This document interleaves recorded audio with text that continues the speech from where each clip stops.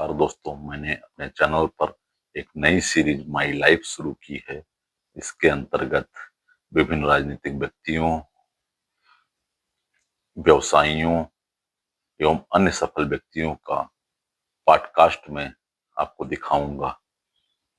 आप सभी इन व्यक्तियों के सफलताओं के बारे में तो जानते हैं, लेकिन इसके पीछे के संघर्ष की बातें आप तक नहीं पहुंच पाती हैं, जिसको पहुंचाने का मैं प्रयास करूंगा। साथ ही यह चैनल किसी राजनीतिक व्यक्ति या पार्टी का प्रचार प्रसार नहीं करता है। यदि ऐसा होता है तो उस व्यक्ति के जीवन से जुड़े तथ्यों के कारण होगा। मेरा किसी का कोई प्रचार करने का कोई उद्देश्य नहीं है।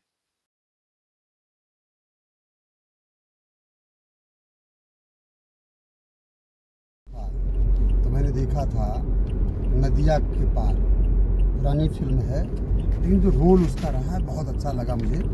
उसी के साथ साथ हमने एक पिक्चर देखी थी मर्द, वो भी बड़ा अच्छा लगा, अमिताभ बच्चन वाले, बहुत अच्छा लगा मुझे। और उसको देख कर नमस्कार दोस्तों, माई लाइफ सीरीज के अंतर्गत आज हमारे साथ चौधरी राम श्रवण वर्मा जी हैं, जो श्रावस्ती के सांसद हैं। आपका शुरुआती जीवन काफी संघर्षपूर्ण रहा है। हम आपके थोड़ा शुरुआती जीवन से ही चर्चा करेंगे। एक किसान से लेकर एक इतना बड़ा पद, देश का लोकसभा का पूरा बहुत लंबा सफर है। थोड़ा सा आप संसद जी में करिए। बहुत बहुत धन्यवाद आपको। और जिस तरीके से मेरे जीवन पर चर्चा के संबंध में आपने मुझसे सवाल आपने किया है, तो मैं एक छोटे से परिवार से में मेरा जन्म हुआ और काफ़ी संघर्षमय जीवन मेरा रहा। और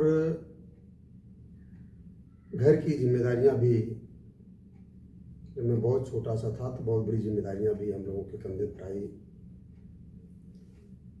सबसे पहला लक्ष्य था हमारा किसान का, और किसान के क्षेत्र में जब मैं काम कर रहा था तो मुझे बड़ा अच्छा लगता था, और मैं अच्छे अच्छे किसानों की नकल भी करता था। और नकल करने के बाद मैं उसमें अपने जीवन में उतारने का भी प्रयास कर रहा था। अब मैं आज आपके चैनल के बारे में मुझे बताने में इस बात की खुशी हो रही है कि मैं जब खेती करता था तो खेती करते समय हमेशा मैं खेती को एक अच्छे तरीके से ये प्रयास करता था, और एक व्यवसाय लगता था कि जैसे थोड़ा सा ज़मीन थी, हम थोड़े थोड़े पैसे को कलेक्ट करेंगे और कुछ नया करने का काम करेंगे। तो मैं सबसे पहले जब मैं कक्षा 4 में था, कक्षा 3 में था, तो मैं शुरुआती दौर में मेरा एक व्यवसाय करने का जो तरीका था, आज तो हमें लगता है बंद हो गया है। ये लकड़ी में लेमन जूस आता था, और कराई लिया था, मूंगफली थी, अन्य प्रकार के विभिन्न प्रकार के उसमें हमको मिठाइयाँ मिलती थी, छोटी छोटी, टॉफ़ी है, संतरा है। तो मैं उसको लेकर के अपने घर के नज़दीकी बाजार के पास उसको बेचने का प्रयास करता था। चारपाई पर, खाद की बोरी, जो यूरिया खाद की बोरी होती है, उस पर चारपाई पे बिछाता था, और उसके बाद हर पैकेट को सजा के रखता था। और शाम तक तब 2 पैसा, 3 पैसा, 4 पैसा, 5 पैसा, 10 पैसा, 20 पैसा चलता था। और उसके बाद कहीं मेला लगता था तो मैं मेले में भी जाता था उस सामान को लेकर, और ज़मीन पर बिछाकर वहाँ भी बेचता था। उसके साथ साथ खेती में मैं आलू की खेती करना शुरू किया, और आलू की खेती करते करते मैंने सोचा कि जो हमारे नज़दीकी बाजार थे चाहे वो कटहरी बाज़ार हमारे नज़दीक अम्बेडकर नगर में उस समय जब मैं था, बिझौड़ा चौराहा था या अन्य छोटे छोटे मार्केट थे, तो मैं आलू ले लेता था, एक बोरा साइकिल के बीच में लादता था और आधा बोरा कम से कम उस कैरियर पर रखता था पीछे, और तराजू और बटखरे के साथ मैं जाता था। और जाने के बाद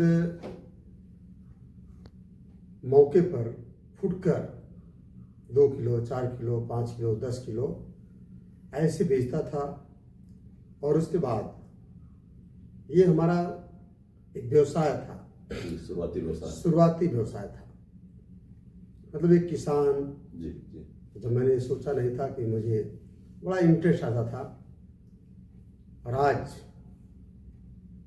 ये करते करते करते एक दिन ऐसे सोच आई कि जनता की सेवा भी किया जाए, तो उसका करने का तरीका कैसा होगा। तो मैंने राजनीति को चुना। मैं राजनीति में ABCD नहीं जानता था, और उसके बाद मैं बहुजन समाज पार्टी में एक राजनीति करने का प्रयास किया, और उसमें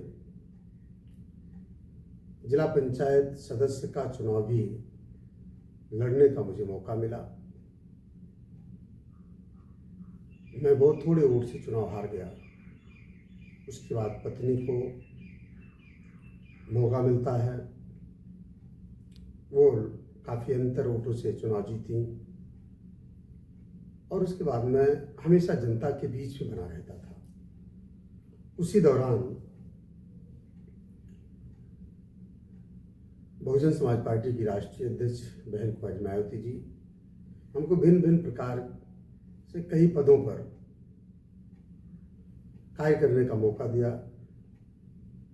मैं जिला पंचायत अध्यक्ष अम्बेडकर नगर भी रहा, और उसके बाद जिले की सेवा करने का काम एक संगठन के माध्यम से मैं कर रहा था।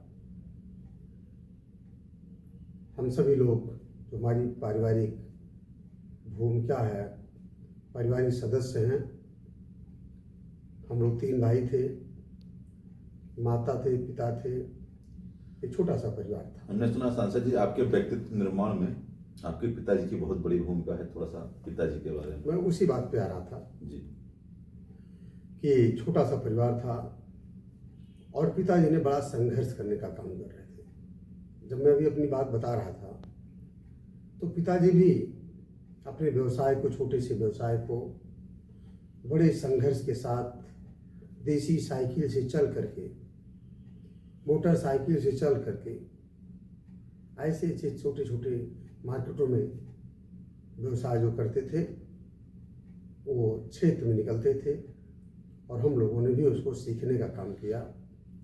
और आज उन्हीं की देन है कि माता और पिता, माता पिता का जो भाव होता है, वो समझ लीजिए कि भगवान का रूप है।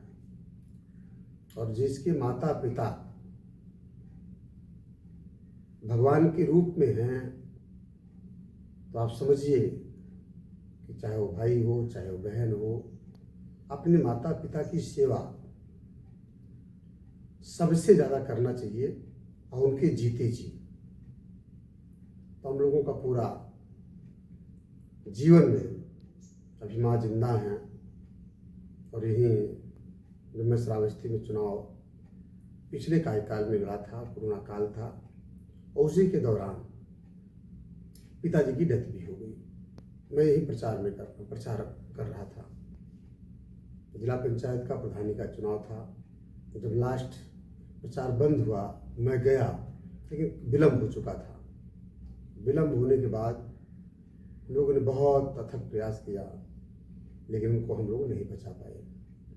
लेकिन आज भी मानता हूँ, माता पिता किसी की भी हो, एक भगवान का रूप है। तो आज उस तरीके से मैं, जब मुझे मौका मिला 2019 में, जहाँ आज मैं बैठा हूँ आपके बीच में, मुझे 2019 में आने का चुनाव लड़ने का सौभाग्य प्राप्त हुआ। श्रावस्ती का आपने चुनाव कैसे किया, क्या उसमें? मैं श्रावस्ती पे ही आ रहा हूँ जी। श्रावस्ती लोकसभा की जिम्मेदारी मुझे मिली और बहुजन समाज पार्टी का मैं कैंडिडेट था और बहुजन समाज पार्टी के कैंडिडेट के तौर पर मौके पर हम सभी लोग यहाँ पर जिस तरीके से यहाँ की जनता का मुझे आशीर्वाद प्राप्त हुआ और आशीर्वाद के तौर पर जब 2019 में मैं प्रत्याशी के रूप में श्रावस्ती और बलरामपुर में आया, मैं किसी को जानता नहीं था, किसी को पहचानता नहीं था, लेकिन श्रावस्ती लोकसभा के दोनों जनपद की देवतुल्य जनता ने मुझे अपने शरणों में स्थान दिया, अपनी आंखों पे बैठाने का काम किया और बड़ा प्यार दुलार दिया। और चुनाव भी काफ़ी संघर्षमय चुनाव रहा। जब मैं जाता था मैं किसी को पहचानता नहीं था, क्योंकि अम्बेडकर नगर की दूरी और श्रावस्ती की दूरी लगभग 150 से पौने 200 किलोमीटर है। लेकिन जिस तरीके से 2019 के संघर्ष में चुनाव में सफलता मिली, मात्र 5,320 मतों से चुनाव जीतने का सौभाग्य प्राप्त हुआ। यहाँ की लोकप्रिय जनता ने बढ़ चढ़ करके हिस्सा लिया और मुझे 5 साल सेवा करने का अवसर मिला। उसी बीच जो हमने तमाम विकास के कार्य, जो यहाँ की आवाज़ होती थी लोकसभा क्षेत्र श्रावस्ती की, मैं बड़ी गंभीरता के साथ जनता की आवाज़ को, किसानों की आवाज़ को, नौजवानों की आवाज़ को, व्यापारियों की आवाज़ को, सबकी आवाज़ को मैंने लोकसभा में निर्भीकता पूर्वक डिमांड किया, वहाँ मांग किया और पिछड़े हुए जनपद को एक अग्रसारित ये कैसे विकास करे, उस पर हमने सदन में काफ़ी चर्चा जिसके युवा आपसे बहुत प्रेरित रहते हैं, कुछ ऐसा गोल्डन रूल बताइए जिससे देश के युवा बिजनेस की तरफ जाएं, और अगर उनको चुनाव करना हो राजनीति और बिजनेस में से, तो आपके हिसाब से युवाओं को किस तरफ बढ़ना चाहिए? थोड़ा सा इस बारे में अपने विचार सांसद। देखिए, देश का युवा देश का भविष्य होता है और देश का युवा जो होता है उसके कंधे पर देश की बहुत बड़ी जिम्मेदारी होती है। जब से मेरा जन्म हुआ है, हमने हमेशा युवाओं को देखा है और कभी मैं बैठता हूँ, कभी मैं जाता हूँ, चाहे कोई भी क्षेत्र हो, तो हम बच्चों से जरूर मिलते हैं और बच्चों से मिलने के बाद उनको विशेष रूप से ये सलाह देते हैं कि शिक्षा पर नौजवानों को ध्यान देना चाहिए। लेकिन जो हमारे देश के युवा हैं, देश के भविष्य हैं, वो काफ़ी आगे बढ़ रहे हैं। चाहे वो खेल का क्षेत्र हो, चाहे वो अधिकारी कर्मचारी का क्षेत्र हो, चाहे वो राजनीतिक क्षेत्र हो, चाहे वो व्यवसाय का क्षेत्र हो, मैं देख रहा हूँ देश का युवा काफ़ी समझदार हो चुका है और मुझे पूरी उम्मीद है कि आज मुझे श्रावस्ती में एक कार्यकाल हमारा बीत गया और दूसरा कार्यकाल शुरू हो गया है। काफ़ी परिवर्तन देखने को मुझे मिला है और हमेशा मैं उम्मीद करता हूँ कि हमारे देश के युवा कहीं अगर नौकरी नहीं मिल पा रही है तो उनको व्यवसाय करना चाहिए। अगर वो खेल के क्षेत्र में आगे बढ़ना चाहते हैं, उनकी रुचि है, तो खेल के क्षेत्र भी आगे जाएं, साथ साथ सांस्कृतिक क्षेत्र है, जो कला का क्षेत्र होता है, कला का बिंदु होता है, और संस्कृति भी, सांस्कृतिक कार्यक्रम भी लगभग एक बहुत अच्छा संदेश देता है, वो भी एक व्यवसाय है, उसमें भी जाना चाहिए। साथ साथ देश का युवा ये भी सोचता है कि मुझे शिक्षा के साथ साथ आगे बढ़ना चाहिए, तो तमाम ऐसी चीज़ें हैं। सोशल मीडिया की भूमिका क्या रह सकती है युवाओं के विकास में, थोड़ा सा अगर आप इसके बारे में। देखिए, सोशल मीडिया पे आदान प्रदान जो हो रहा है, मैं अपने देश के युवाओं से, साथ साथ अपने लोकसभा क्षेत्र श्रावस्ती के युवाओं से अपील करूंगा कि सोशल मीडिया पर एक्टिव होना चाहिए और एक्टिव होकर अच्छे कार्यों में आगे बढ़ना चाहिए, क्योंकि ये मोबाइल फोन एक अच्छी दिशा भी तय करता है और एक खराब भी दिशा में जाने का अवसर मिलता है। लेकिन मैं अपने देश के युवाओं से ये चाहूँगा कि सोशल मीडिया को, जो इसका सोशल मीडिया का प्लेटफार्म है, अच्छी तरफ लेके जाएं आप। और जब अच्छी तरफ लेकर के जाएंगे, जैसे सोशल मीडिया का नाम है, वैसे आप सामाजिक भी बनेंगे और देश को आगे बढ़ाने में आपकी काफ़ी भूमिका होगी। अच्छा, आपका संसदीय क्षेत्र में जनजातियों की संख्या बहुत बड़ी है, खासतौर पर नेपाल बॉर्डर पे। सर, जनजातियों के बारे में थोड़ा सा अगर आप कोई बात कर सकें, अगर बता सकें हम लोगों को। देखिए, दौड़ा के उधर का बहुत अच्छा सवाल आपका रहा है ये उत्तर प्रदेश का पिछड़ा हुआ जनपद है, जो श्रावस्ती और बलरामपुर है, और नेपाल जो देश है, दूसरा देश नेपाल है, उसके किनारे श्रावस्ती और बलरामपुर बसा हुआ है। साथ साथ थारू समाज की आपने बात किया, उनका एक अलग कल्चर है। मैं तो कभी कभी जाता हूँ, खाना भी खाता हूँ, बड़ा अच्छा, बड़ी साफ सफाई के साथ पत्तल में खाना खाने का सौभाग्य मिलता है। नेचर से जुड़े लोग हैं वो लोग, बहुत अच्छा कल्चर है और देश का किनारा है जी।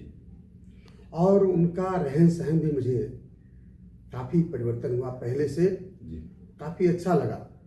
आज वहाँ के युवा, चाहे वो खेल का क्षेत्र हो, वहाँ की बच्चियाँ, चाहे वो सांस्कृतिक क्षेत्र हो, तमाम ऐसे व्यवसाय जो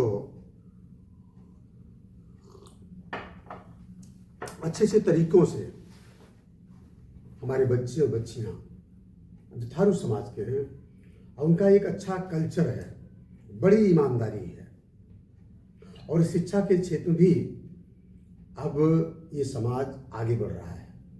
काफ़ी नौकरी भी मिल रही है, काफ़ी सामाजिक भी, कुछ पर्यटन के क्षेत्र में सुना है हमने, आपने उसमें प्रयास किया है जी। तो मैंने अभी हाउस में इस बात को रखा है, चाहे वो गैसली हो, ये विकासखंड की बात मैं कर रहा हूँ, जनपद बलरामपुर, विकासखंड गैसली हो, तुलसीपुर हो, सिरसिया हो, जमनहा हो, और उसी में पचपेड़वा विकासखंड भी आता है। जो ये क्षेत्र हमारे हैं, 4-5 ब्लॉक, ये सब नेपाल बॉर्डर से सटे हुए क्षेत्र हैं। हमारा पूरा प्रयास रहा, अभी मैंने हाउस में बोला है, वहाँ सबसे बड़ी समस्या नेटवर्क की है। वहाँ नेटवर्क जल्दी नहीं मिलता।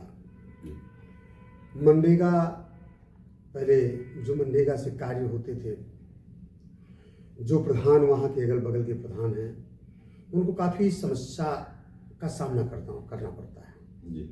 वो कभी, जो सरकार की गाइडलाइन है, जो इंटरनेट का ज़माना है, जब वहाँ नेटवर्क नहीं होता तो उसका कार्य प्रभावित होता है। उनकी हाजिरी जो होती है इंटरनेट पर, वो भी नहीं हो पा रही है। तो तमाम समस्याएं हैं। वो रास्ते से लेकर के आप देखें, फॉरेस्ट एरिया ज़्यादा है, फॉरेस्ट वालों की तरफ से रोक लग जाती है, यहाँ रास्ता नहीं बनना है। तो मैं सदस्य भी हूँ, जी वन पर्यावरण का सदस्य भी मैं अब की बार भी हूँ, इसके पहले भी रहा। तो मेरा हमेशा ये कल्चर रहा है कि कम से कम उस गांव में जाने के लिए फॉरेस्ट विभाग, माननीय मंत्री से मैंने इस बात को किया, भूपेंद्र यादव जी हैं, जी मैंने कई बार इस पर चर्चा किया है, कीर्तिवर्धन सिंह जी हैं, जी इन लोगों से मैंने बैठ करके मीटिंग में काफ़ी चर्चा किया कि उनको आने जाने के लिए रास्ता, फॉरेस्ट उनको अनुमति दे कि उनका रास्ता बन पाए। तमाम पहाड़ी नाले हैं, वहाँ पर पुल नहीं है, उनको जाने में समस्याएं होती हैं। अभी मैं गया था, बरहवा गांव है जो जंगल में जाने के बाद 2-3 किलोमीटर बरहवा गांव में गया था, वहाँ नेटवर्क काम नहीं करता।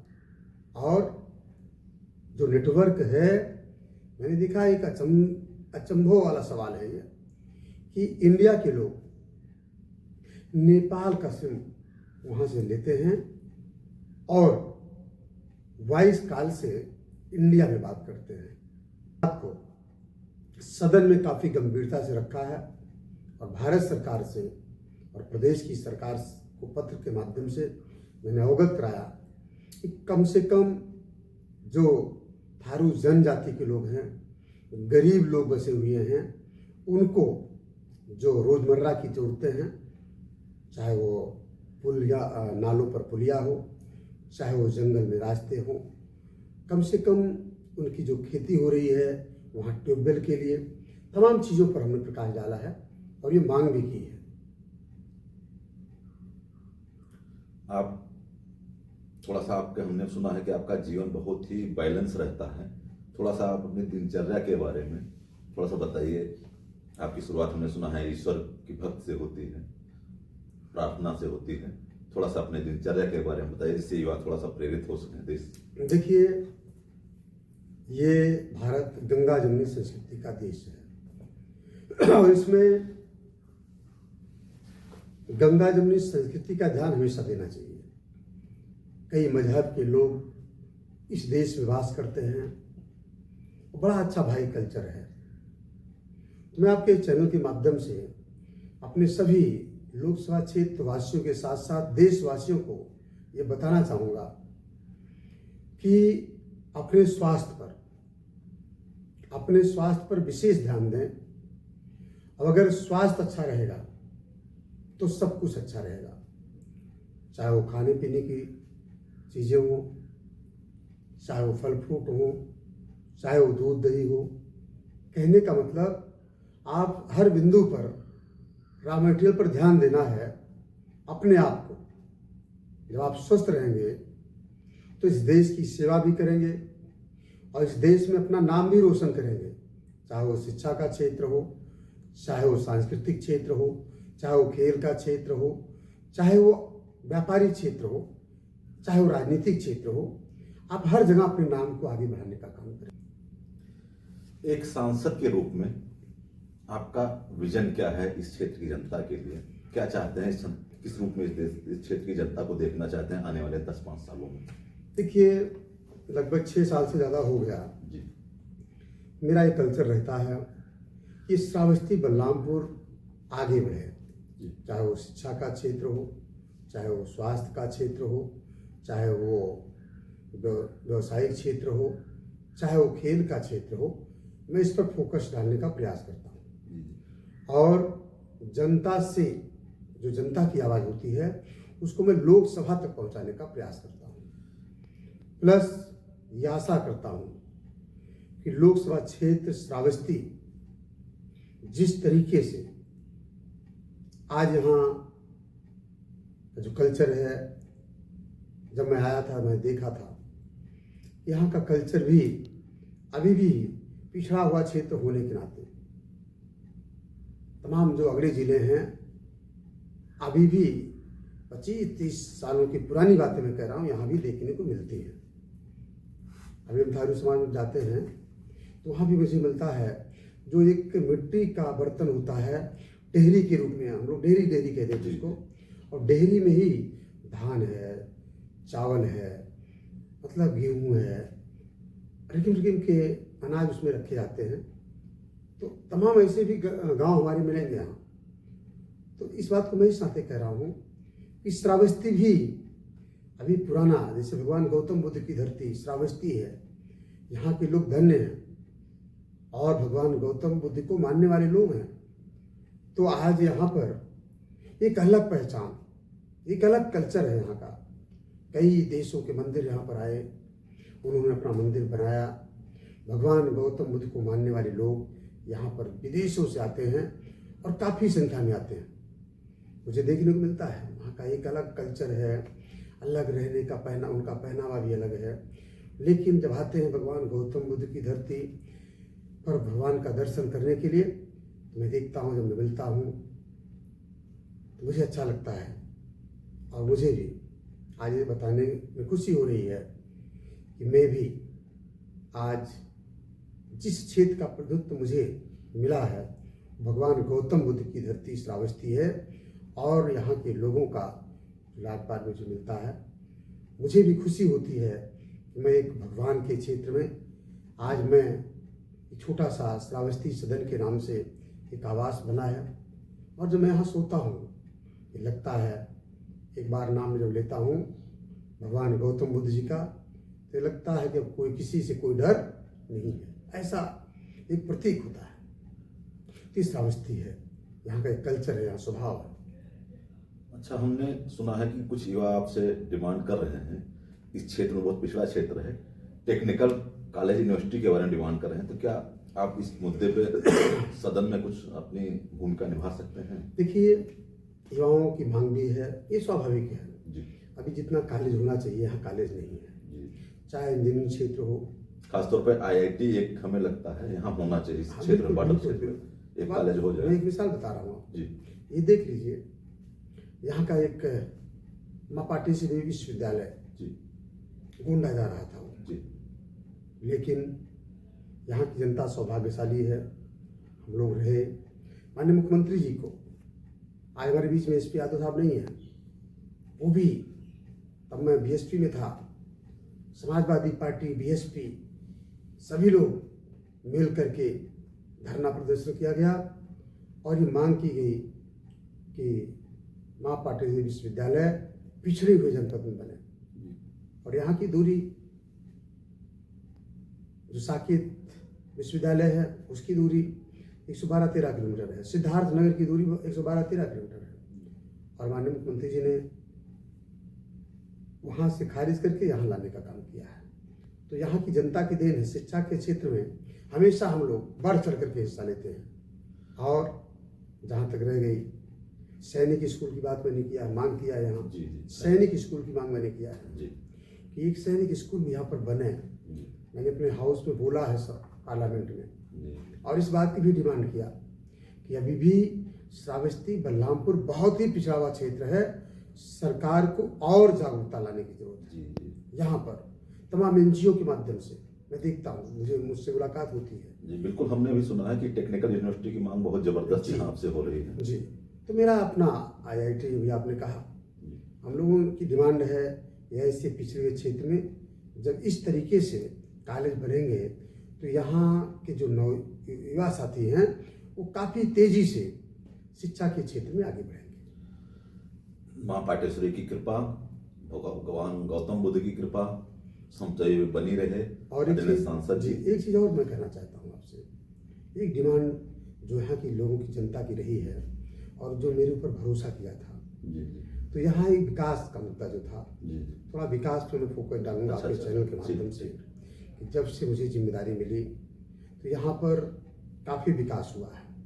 सबसे फर्स्ट रेलवे यहाँ पर नहीं थी, जहाँ आज हम लोग बैठे हैं श्रावस्ती में, इन लोगों ने देखा भी नहीं था कि रेलवे हमारे यहाँ कब आएगी। बड़ी उम्मीदें थी यहाँ की जनता की, लेकिन मैं जनता का शुक्रगुजार हूँ कि जब मेरे हाथ में कमान दी तो मैंने बड़ी मुस्तैदी के साथ पार्लियामेंट में इस बात को उठाई। एक बार नहीं, दो बार नहीं, 5 बार उठाई, पत्रों से पत्राचार किया। और जब मैं मांगता रहा तो पिछले कार्यकाल में ही 2023 में मुझे यहाँ रेल लाइन मिल गई और रेल लाइन पास भी हो गई।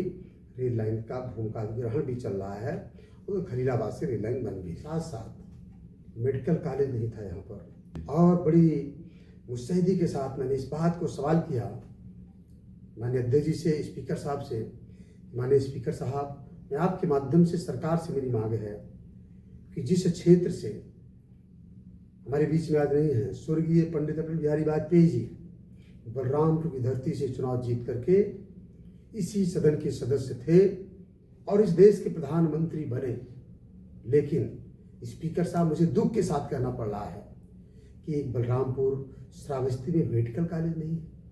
सरकार को मेडिकल कॉलेज देना पड़ा और मेडिकल कॉलेज बन करके तैयार हो गया है। अभी कुछ बिल्डिंग का काम अधूरा है। 2027 तक जो लक्ष्य है, मैं हमेशा पत्राचार करता रहता हूँ, लगभग 2027 तक बन के तैयार होगा। वो भी एक सौगात मिली है। उसी के साथ साथ आपको सोशल मीडिया पर कई बार नितिन गडकरी जी के साथ देखा गया है, पत्रों के साथ, उनसे मुलाकात में आपकी ऐसी क्या बातें रहती थी? मैं वही बात कर रहा हूँ, चाहे वो एनएच की बात हो, चाहे सड़कों को जो डिमांड है यहाँ की जनता की। हमने कई बार प्रधानमंत्री ग्रामीण सड़क योजना के अंतर्गत काफ़ी सड़कों को लाने का काम किया गया है। अब हम सांसद जी के कुछ व्यक्तिगत रुचियों के बारे में बात करेंगे। तो मैंने देखा था नदिया के पार, पुरानी फिल्म है, लेकिन जो रोल उसका रहा है बहुत अच्छा लगा मुझे। उसी के साथ साथ हमने एक पिक्चर देखी थी मर्द, वो भी बड़ा अच्छा लगा, अमिताभ बच्चन वाले, बहुत अच्छा लगा मुझे। और उसको देख करके कुछ न कुछ युवाओं को या सभी शुभचिंतकों को कुछ न कुछ सीखने की जरूरत है। जो पुरानी फिल्में थी उससे कुछ जानने को मिलता है, कुछ सामाजिक बनने का मौका मिलता है, कुछ आगे बढ़ने के भी चांसेस होते हैं। तो मैंने देखा, वैसे पिक्चर तो हमने बहुत ज़्यादा नहीं देखा है, मौका नहीं मिलता, लेकिन 2-3 फिल्में जो हमने देखी हैं, मुझे उसकी कहानी दूध का कर्ज भी मुझे अच्छा लगा। तो उससे कहीं न कहीं कुछ एक सहानुभूति पैदा होती है कि सोचिए किस मोड़ पर जो फिल्में पहुंचती हैं, जब कहानियां शुरू होती हैं और उस कहानी के साथ साथ एक नया मोड़ बनता है और पूरी कहानी का सारांश निकाल के देखिए, तो उससे काफ़ी कुछ सीखने का सौभाग्य प्राप्त होता है। आदरणीय सांसद जी, आप थोड़ी अपनी शिक्षा के बारे में बताइए। प्राथमिक शिक्षा से लेकर आपने कैसी शिक्षा प्राप्त की? देखिए, शिक्षा के क्षेत्र में भी मुझे बड़ा संघर्ष करना पड़ा और संघर्ष करते करते मुझे कक्षा 1 से जब मैं पढ़ने जाता था और मैं वो छोटा सा था और बड़ा लोड था। मैं भाइयों में सबसे बड़ा भाई था अपने भाइयों में, और मेरे ऊपर घर की जिम्मेदारियां भी थीं। मैं पढ़ाई भी करता था और शिक्षा भी ग्रहण करने का काम करता था। और आज जहाँ तक पढ़ाई का सवाल है, वो भी मुझे बहुत संघर्ष करना पड़ा। संघर्ष करते करते करते करते प्राथमिक से शुरुआत हुई, junior, high school, intermediate, graduation और उसके बाद लॉ करने का भी मुझे सौभाग्य प्राप्त हुआ। जब मैं लोकसभा का चुनाव यहाँ लड़ने आया था, उसके पहले लॉ की डिग्री मुझे लगभग फाइनल मिली थी और मैंने लॉ भी किया। तो शिक्षा के क्षेत्र में मैंने थोड़ा संघर्ष करते हुए, और बहुत ही संघर्षमय जीवन रहा, लेकिन शिक्षा बहुत अच्छी चीज़ है। जो भी मैंने शिक्षा ग्रहण किया है वो ज़मीनी स्तर पर मैंने मेहनत की है और मेहनत करने के बाद मुझे सामाजिक बनने का सौभाग्य मिला। और साथ साथ मैं युवाओं और देश के गरीबों, मजदूरों की आवाज़ को जो सदन में उठाने का जो कार्य करता हूँ, मुझे शिक्षा की बदौलत मैं समझता हूँ, समझ पाता हूँ और उस बात को सदन में बहुत बेसिक मुद्दों को आपने सदन में उठाया है, हमने भी इसके बारे में देखा है सोशल मीडिया पे। बहुत अच्छा लगा सांसद जी, आपने देश के युवाओं को, श्रावस्ती की जनता को अपने विचार दिए। हम हमारे चैनल के माध्यम से बहुत बहुत धन्यवाद सांसद जी। आपको ढेर सारी शुभकामनाएं हमारी तरफ से, नए साल की ढेर सारी शुभकामनाएं। Thank you.